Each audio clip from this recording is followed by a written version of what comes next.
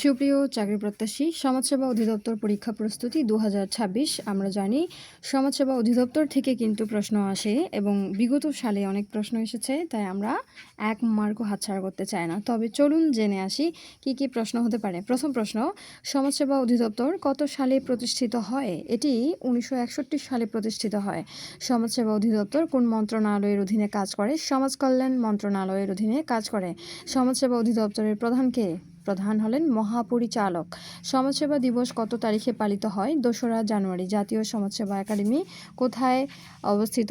ঢাকার সাভারে অবস্থিত জাতীয় সমাজসেবা একাডেমি।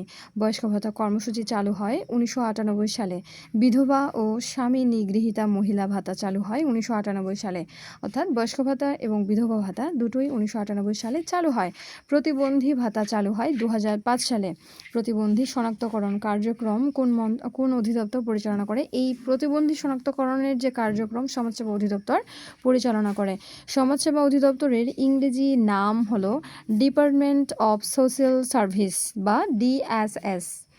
শিশু উন্নয়ন কেন্দ্র কয়টি? শিশু উন্নয়ন কেন্দ্র হলো তিনটি উন্নয়ন কেন্দ্রের মধ্যে রয়েছে শিশু উন্নয়ন কেন্দ্র বালক টঙ্গী গাজীপুর, শিশু উন্নয়ন কেন্দ্র বালিকা কোনাবাড়ি গাজীপুর, শিশু উন্নয়ন কেন্দ্র বালক পুলেরহাট যশোর।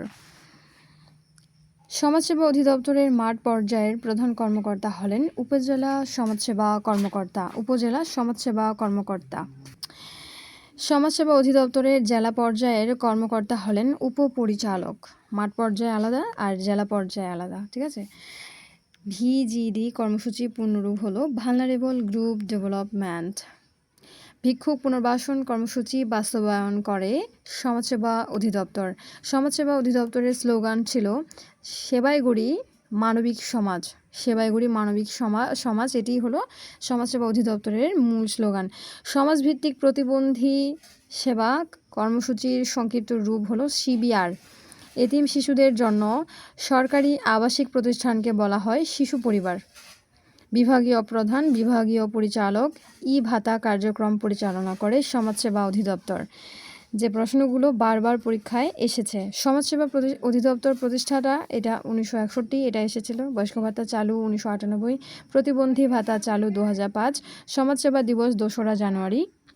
DSS এর পুনরূপ হলো ডিপার্টমেন্ট অফ সোশ্যাল সার্ভিস। আরেকটা প্রশ্ন এখানে আমরা নিব, সমাজসেবা অধিদপ্তরের মূল লক্ষ্য ও উদ্দেশ্য কি? এটি দেশের দরিদ্র, অবহেলিত ও প্রতিবন্ধী মানুষের কল্যাণ ও উন্নয়ন। Thanks for watching. আপনারা ভালো লাগলে এটি ছড়িয়ে দিন সবার মাঝে, সবাই জেনে নিক, আর পরীক্ষার জন্য প্রস্তুতিটাও শতভাগ হোক। থ্যাংকস ফর ওয়াচিং আবারও।